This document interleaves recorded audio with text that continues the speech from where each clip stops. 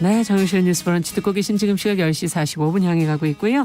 자, 건강한 식탁 시간입니다. 월요일에는 홍신의 요리 연구가 기다리시는 분들이 많으시죠. 우리 식문화에 대한 이야기, 먹고 사는 이야기 좀 해보도록 하겠습니다. 오늘도 잘해 주셨어요. 어서 오세요. 네, 안녕하세요. 네, 추석 잘 보내셨어요? 네, 잘 보내셨습니까? 음식도 많이 하셨죠? 저희는 올해는 진짜 안 했어요. 처음으로. 네. 어르신들하고 교류를 이제 조금 자제하시느라. 네, 그렇죠. 네. 그렇군요. 사실은 미리라고 할 건 없고 조금 전에 가서 그냥 인사를 먼저 뵙고. 드렸고 그렇게 하고 올해는 만나질 않아서 네. 간단하게 그냥 식구들끼리 밥 한 끼 먹고 지나갔습니다. 맞아요. 네. 요즘에는 좀 조심해야 된다. 지금 계속 얘기를 하시니까요. 맞아요. 네. 예. 근데 이렇게 코로나19가 길어지니까 네. 자영업자들 힘들다는 얘기는 저희가 이제 보도를 통해서 많이 해드리는데 그렇죠. 네. 그 중에서도 노포들 예전부터 정말 맛집으로 알려진 그 노포들이 무척 어렵다. 맞아요. 문을 닫는 곳들이 많다. 지금 그런 얘기를 많이들 하시거든요. 상황이 지금 어떤 상황입니까? 많이 닫고 있습니다. 일단은 지금 그러니까 노포라는 단어 자체에 대해서도 한번 생각을 좀 해보셔야 돼요. 그러니까 예. 저도 자영업자잖아요. 저도 식당을 경영하고 그렇죠. 있고 저희가 내년에 10년이 돼요. 그러니까 어떻게 보면 제가 그 전에 이제 이게 방송이라 좀 그렇지만 망했던 거 빼면은 지금 10년을 버틴 유일한 식당인 건데 이게 네. 사실 노포라고 한다면은 지금 통상 그냥 30년 정도 된 식당.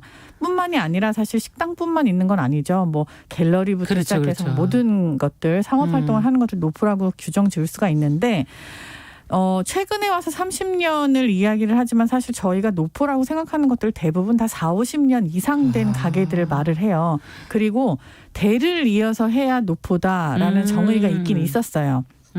하지만 최근에는 그렇게까지 버티는 장사도 쉽지가 않고 특히 외식업에서 그러니까 30년 기준으로 노포를 보고 있기는 한데요. 네. 이게 지금 계속해서 이 정도 되면 노포야라고 하는 기준이 계속 낮아지는 이유 중에 하나가 뭐냐면은 문을 너무 빨리 닫을 수밖에 없는 그런 외식업이 어려운 구조예요. 근데 이게 4, 50년 됐다면 손맛은 정말 완전 인정이 된 거고 이미 익숙한 예. 맛들이 재현이 되는 거죠. 사람들이 좋아하는 그런 맛들인 그렇죠. 건데 그게 왜 이렇게까지 심각하게 된 건가요?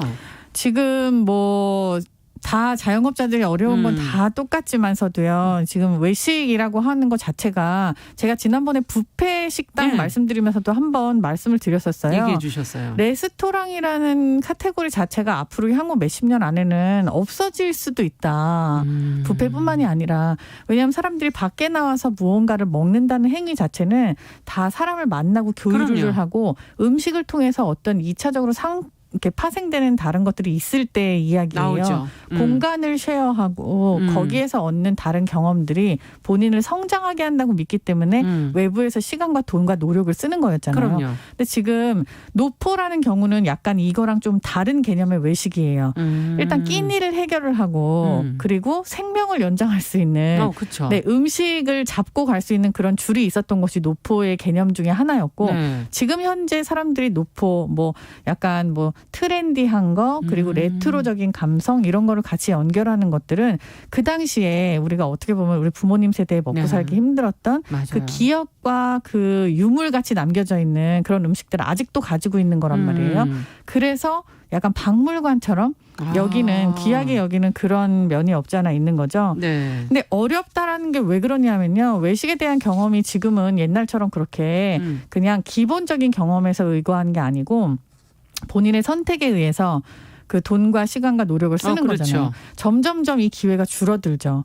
위험하다고 느끼기 때문에 가지 않고 그렇죠. 그리고 굳이 먹어도 되지 않는다라는 생각이 점점 강해지고 너무나 음식이 다양해지고 또 선택의 폭은 한편으로는 넓어지고. 굉장히 많이 뭐 획일화 되기도 하고 하면서 조금 노포의 의미가 좀 많이 퇴색되고 있는 건 맞죠. 네, 노포의 특성이 그 지금 말씀하시는 것 안에 좀 담겨 있는 것 같은데 그 시대 과거 아무래도 공간도 좀 적게 그렇죠. 할 수밖에 없었을 네. 거고 자리는 몇 자리 없을 거고요. 그렇죠. 집기들도 아무래도 오래 쓰고 하다 보면 낡을 수 있는 거고 젊은 세대하고는 뭔가 눈높이가 좀 다른 여러 가지 부분들이 있을 것 같아요. 그럼요. 지금 약간 이런 느낌이에요. 그 마이클 잭슨이라고 하는 엄청난 가수가 있지 않습니까? 있습니다. 근데 그 가수를 요즘 초등학생들은 네. 콜라 모델로 알고 있는 경우가 많다고. 진짜요? 네.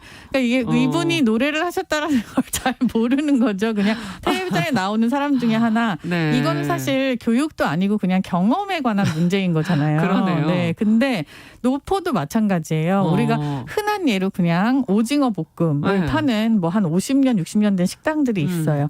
근데 이 식당에 관한 경험을 우리는 기억을 다 하진 못하지만 부모님들한테 듣고 그렇죠. 그리고 네. 알고 있는 것들이 있는데 지금 우리 세대 아래에 초등학생 자녀를 둔 부모님들 세대도 이제 80년대생들이잖아요. 네. 그들의 세대들도 이미 우리 부모님 세대랑은 너무 다르게 굉장히 많은 변화가 있었어요.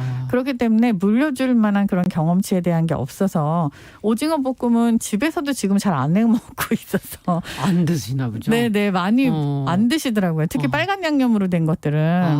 그래서 요거에 관한 게 사실 과연 노포의 문제를 벗어나서 살아남을 시대. 수가 있는가. 네, 시대적인 문제가 되고 있는 거죠. 그렇군요. 네. 그리고 또 그 약간 노포들이 좀 과거형이기 때문에 좀 불친절하다는 인식도 있는 것 같은데 때로는. 맞아요. 지금 네. 그거에 대해서 상당히 얘기가 되게 많아요. 그러니까 어디까지를 친절이라고 봐야 되냐. 그러니까 음식을 이렇게 하는데 친절까지 팔아야 되냐. 그렇죠. 이런 이야기들 되게 많아요. 근데 솔직히 말해서 요즘에 식당에 가는 이유 제가 아까 말씀드린 것처럼 공간을 사고 그리고 경험을 사고 하는 거에 대한 의미가 있는 건데 순전히 정말 그 옛 기억에 의존한 음식이 자기가 돈을 지불하고 시간을 살 수 있는 그런 가치가 있는가에 대한 건 본인이 판단을 해야 되는 거죠. 네. 할머니가 약간 불친절하고 욕을 많이 하신다. 욕쟁이 할머니 일부러 욕 들으러 가는 거 아닙니까? 근데 요즘 젊은 사람들은 또 아니더라고요. 네.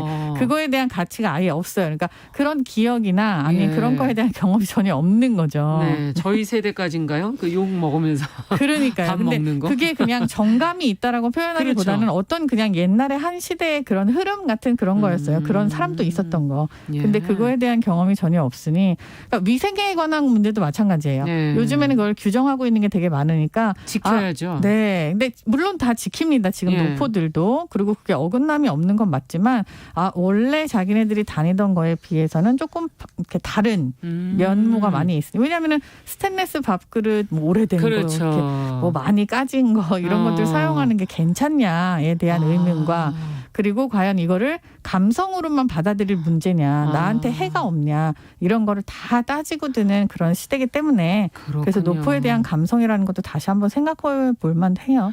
그런 지역들이 또 개발이라든지 뭐 재개발 엄청나죠. 뭐 여러 가지 이유로 다른 장소로 막 옮기는 곳들도 그럼요. 꽤 있고. 이미 많이 옮겼고요. 그러니까 뭐 대표적인 것들이 사실 국수집, 냉면집, 네. 중국집들 굉장히 많이 옮기고 혹은 문을 닫고 그러니까요. 얼마 전에 굉장히 크게 화두가 됐던 것 중에 하나가 지난주에 바로 문을 닫은 70년 된 노포가 하나 있었어요.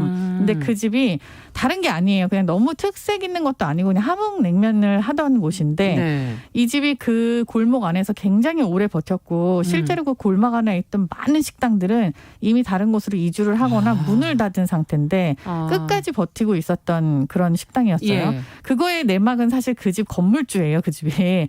그렇기 때문에 버틸 수 있었어요. 세를 내는 건 아니었기 네. 때문에 그런데도 불구하고 이제 재개발을 그 동네 자체를 하고 있어서 나가야 되는 거군요. 네, 거기가 약간 시계로 굉장히 유명한 동네였는데 그 동네가 안전이 없어지는 거예요. 이야. 우리가 영화 보면 막 추격신 이런 데 나오는 옛날 서울의 모습을 그대로 그게 간직하고 여기군. 있던 네, 예지동. 그렇군요. 그래서 이 집이 문을 닫으면서 정말 서울시내에 살고 있는 모든 사람들이 다 노포를 사랑하는 사람들이 가서 그 냉면을 먹고 오기도 하는. 마지막인데 빨리 먹어야겠다. 그래서 막판에 줄을 서고 그리고 하도 사람들의 성화에 못 이겨서 사장님이 내가 몇 년 후에 다시 오픈을 한번 해볼까 생각을 할 수도 있겠다.